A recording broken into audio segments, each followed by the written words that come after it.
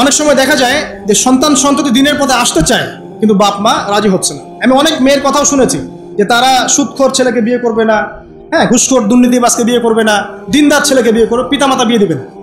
পিতামাতা চায় দুনিয়াদার একজন, বাইরের থেকে ডিগ্রি আনা দুনিয়াদার, কত বড় সুদখোর হোক সমস্যা নেই, পাঁচতলা বাড়ি থাকলে হবে, কত বড় ঘুষখোর দুর্নীতিবাজ হোক কোনো সমস্যা নাই, চোর ডাকাত হলেও সমস্যা নাই, জমি আছে, বাড়ি আছে, স্ট্যাটাস আছে, বাস মেয়েকে বিক্রি করতে, মেয়েকে মনে হয় বিক্রি করতেছে। বিক্রি করার সময় যে দেখা যাবে 10 লাখ 20 লাখ টাকা মোহর দিয়ে দিবে, আর এও মোহর তো দিবে না, খালি লিখবে। মানে সবখানেই জুলুম, সবাই আসলে মানে করাপ্টেড, দুর্নীতিবাজ, আমরা সবাই দুর্নীতিবাজ। Every single person internally corrupted. মানে সবাই দেখি সবার স্বার্থ খুঁজে ফাঁক ফোকর খুঁজতে চাই, এখানেও ফাঁক ফোকর খুঁজে, ওখানেও। কলবুন সেলিম মানে একটা স্বচ্ছ যে মন লাগে মুসলিম হওয়ার জন্য, এই মনটার অভাব আছে। অনেক সময় দেখা যায় যে পিতা মাতাও জালেম হচ্ছেন, সন্তান মাজলুম। এক্ষেত্রে কি করবেন? এক্ষেত্রে আপনাকে সবর করতে হবে। যদি দেখেন পিতামাতার কোনো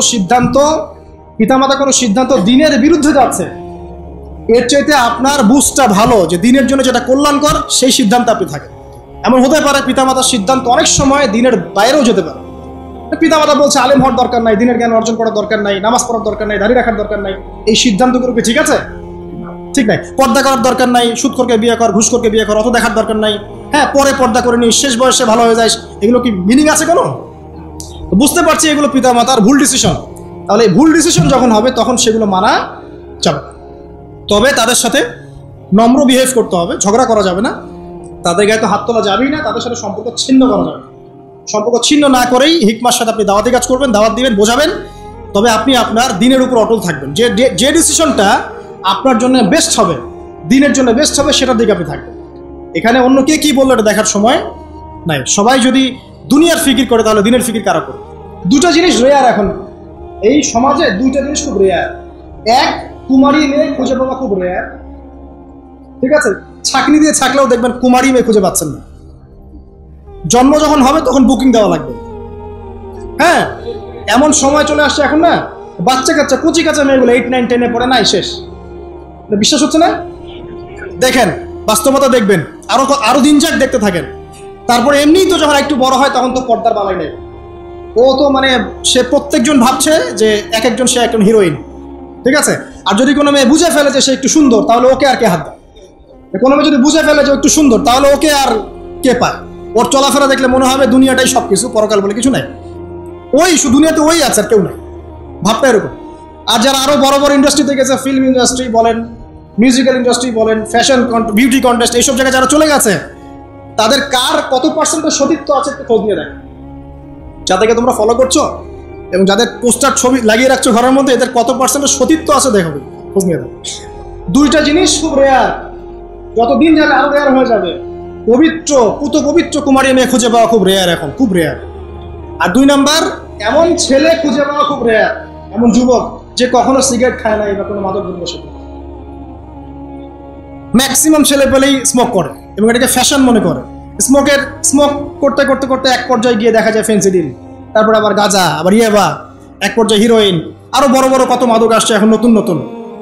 ওই যে প্রায় সীমান্ত অঞ্চলে রেড দেওয়া হয়, বিজিবি রেড দেয়, আর মাদক ধরে না, দেখেন না? নতুন নতুন মাদক, নামও শুনি না এরকম মাদক। তো এগুলোর উদ্দেশ্যটা কি আসলে? এই জেনা বলেন, ব্যভিচার বলেন, আর মাদকই বলেন, এই সব কিছুর উদ্দেশ্যটা হচ্ছে মুসলিম তরুণীদেরকে আল্লাহর পথ থেকে সরিয়ে দেওয়া, এক কথা। যখন কেউ মাদক দ্রব্যের সাথে সংশ্লিষ্ট থাকবে এবং জেনার সাথে সংশ্লিষ্ট থাকে, বেপর্দার সাথে সংশ্লিষ্ট থাকে, তখন কিন্তু মুসলিম সমাজের মধ্যে নামাজি ব্যক্তির সংখ্যা কমে যায়, আলেমদের মানে দিনী এলেম অর্জনকারী প্রজন্মের সংখ্যা কমে যায়, বেপর্দামি বেড়ে যায়, ধর্ষণ বেড়ে যায়, পরকীয়া বেড়ে যায়, এবং বুদ্ধি প্রতিবন্ধী প্রজন্ম গড়ে ওঠে। এই প্রজন্মটা কি আগামী দিনে ইসলামের পতাকা বহন করতে পারবে? বলেন তো, যার মধ্যে ইমানের কোনো তেজই নাই, ইসলামের কোনো ফিকির নাই, আল্লাহর হালাল হারামের কোনো পরোয়া নাই, এ কি ইসলামের জন্য কিছু করতে পারবে? আর আমরা পৃথিবীতে আসছি কেন?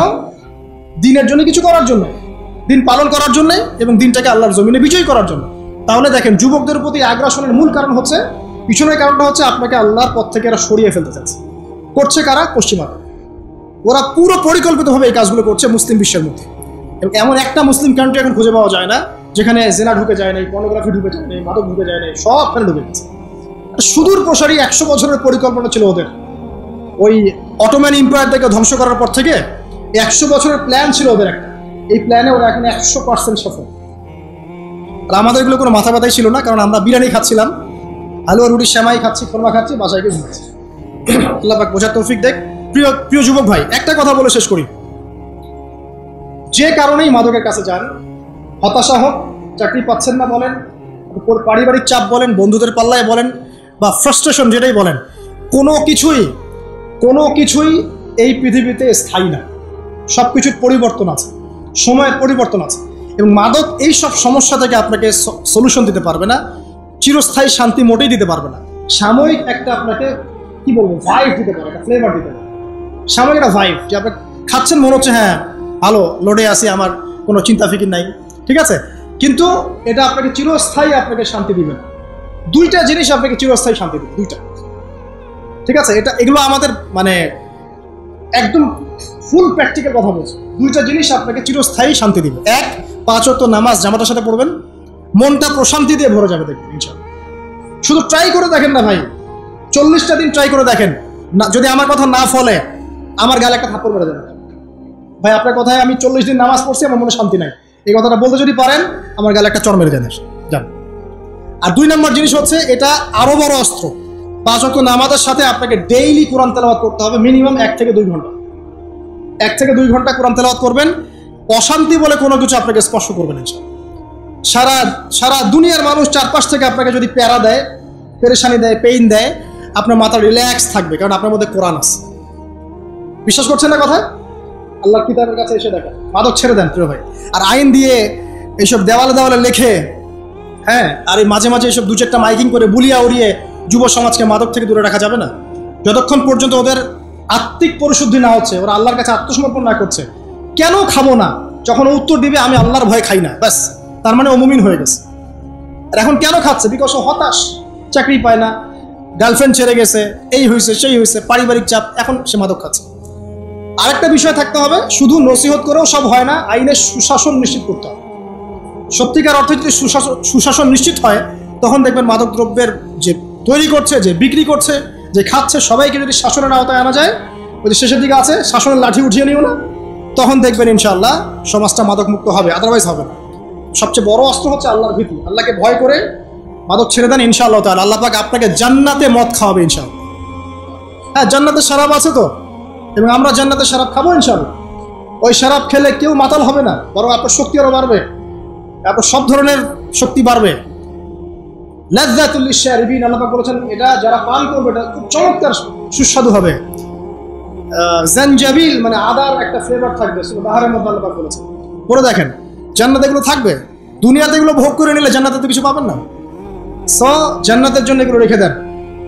এই বেপরদা মেয়েদের পিছনে ছুটেন না, আপনার জন্য অনেক সুন্দর সুন্দর হুর আইন অপেক্ষা করছে। আমি আজকে সকালে একটা হাদিস পড়েছি, মুয়াজ বিন জামাল থেকেই বর্ণিত। তিনি বলছেন রাদিয়াল্লাহু আনহু যে আল্লাহর নবী আমাকে একদিন বলছেন যে দুনিয়াতে যখন কোনো স্ত্রী কোনো স্বামীর সাথে খুব খারাপ বিহেভ করে, আছে না ভাই, মানে সবাই ভুক্তভোগী নাকি? আচ্ছা, এরকম যখন হয় তখন জান্নাতে তার যে হুর আছে, ওই মুসলিম ব্যক্তির জন্য জান্নাতে যে হুর আইন আছে, ডাগর ডাগর চোখওয়ালা, ওই হুর আইন অদৃশ্যভাবে বলতে থাকে এই মেয়েকে উদ্দেশ্য করে যে তুমি ওকে কষ্ট দিও না, তুমি ওকে কষ্ট দিও না, কারণ সে তোমার কাছে কয়েকদিনের মেহমান মাত্র, অচিরেই সে আমাদের কাছে